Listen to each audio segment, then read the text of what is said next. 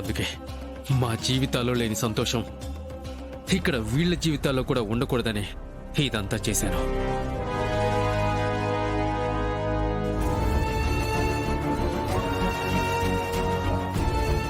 అందులో నా తమ్ముణ్ణి ఎందుకురా నీ స్వార్థానికి వాడుకొని బలిచేశావు? సార్, వాడు మీ తమ్ముడైనంత మాత్రాన మీలాగా ఉత్తముడేం కాదు. అసలు వాడు ఎలాంటి వాడో మీకు తెలుసుంటే మీరే చంపేసి ఉండేవారు మీ తమ్ముణ్ణి.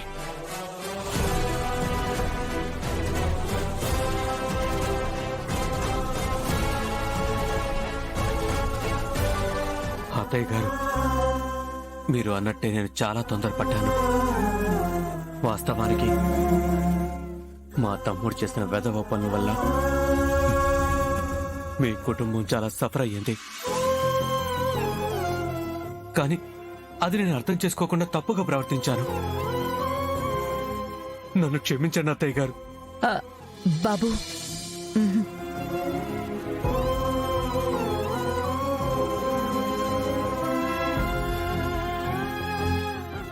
సిస్టర్, మీ విషయంలోనూ లహరి విషయంలోనూ నేను ప్రవర్తించిన తీరు తలుచుకుంటేనే నా మీద నాకే అసహ్యం వేస్తుంది.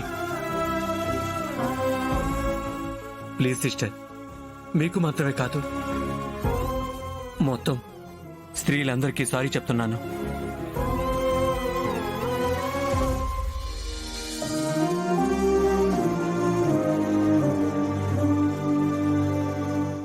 కట్టుబాట్లు సాంప్రదాయాల మధ్య పెరిగిన ఏ ఆడపిల్లకు కుటుంబ విలువలు తెలియకుండా ఉండవు. విలువలు తెలిసిన ఎవ్వరూ కూడా మరొక కుటుంబానికి కీడు తలపెట్టరు. తాను అడుగుపెట్టిన మెట్టినింటికి ప్రాణం పోయినా చెడ్డ పేరు రానివ్వదు.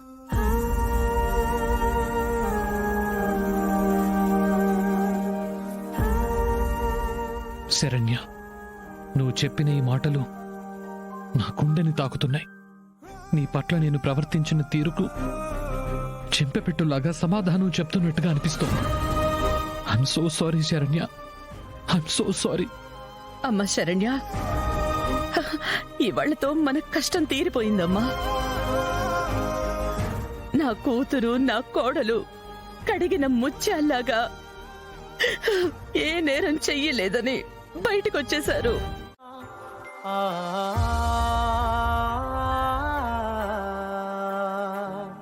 Thank you madam, thank you so much. మీరు లేకుంటే నా కోడలు నిర్దోషిగా బయటపడేదే కాదు.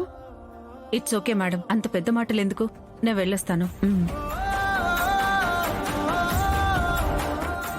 కానిస్టేబుల్స్, వీడిని ఎస్పీ ఆఫీస్ కి తీసుకెళ్లి రిపోర్ట్ చేయాలి. మూవ్. Okay sir. ముందా బేడీలు తీయండి.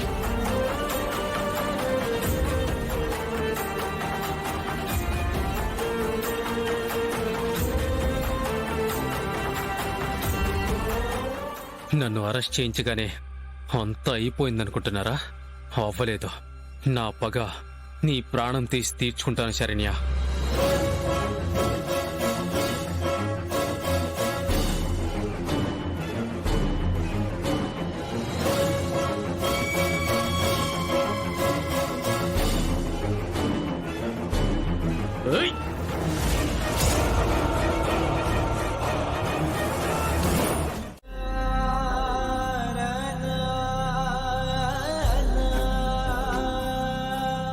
స్వామి, ఏంటి స్వామి నువ్వు చేస్తుంది?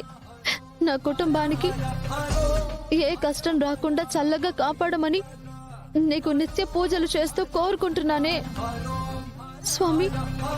ఇప్పుడు ఇలా ఎందుకు జరిగింది? మా అత్తయ్య గారిని ఇలా చూడ్డానికేనా నేను ఇంకా బతుకుంది? స్వామి, నా పూజలో ఏదైనా లోపం ఉంటే నన్నే ప్రత్యక్షంగా శిక్షించు.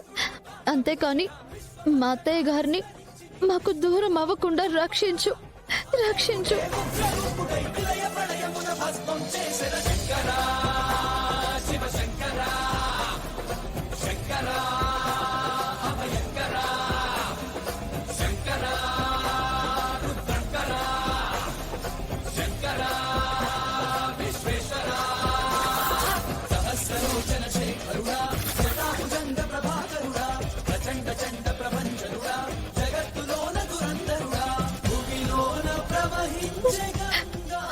అమ్మా ఏదో చాలా పెద్ద కష్టంలో ఉన్నట్టున్నావు. అవును పంతులు గారు, మా అత్తయ్య గారు హాస్పిటల్లో ఉన్నారు. చాలా ఘోరంగా ఉన్నారు. నాకు చాలా భయంగా ఉందండి. అసలేం జరిగిందంటే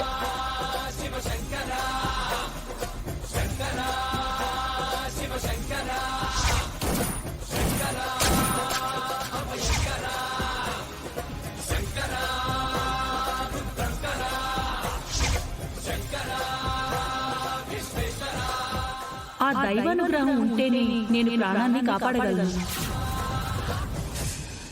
భయం ఏమీ వద్దమ్మా. నమ్మిన వారిని ఆ స్వామి ఎన్నడూ అన్యాయం చేయుడు.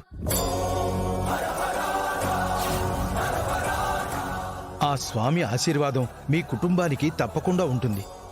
నీ సమస్య చాలా కష్టమైనదే.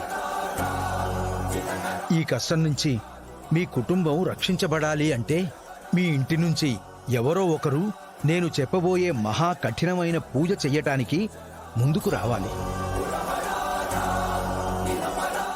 స్వామి, పూజ ఎంత కఠినమైనా చేయడానికి నేను సిద్ధం. మా అత్తయ్య గారు తిరిగి నవ్వుతో ఇంటికి రావాలి. అందుకు నేను నా ప్రాణాన్ని ఇవ్వడానికైనా సిద్ధం స్వామి. ఏం చేయమంటారో చెప్పండి. నేను చేయాల్సిన పూజ ఏంటి? ఈ పూజ పేరు వాహన పూజ. ఈ పూజలో లోకాల నేలే దేవతా వాహనాలైన ఎలుక, నెమలి, నంది, పులిని త్రికరణ శుద్ధితో పూజించాలి.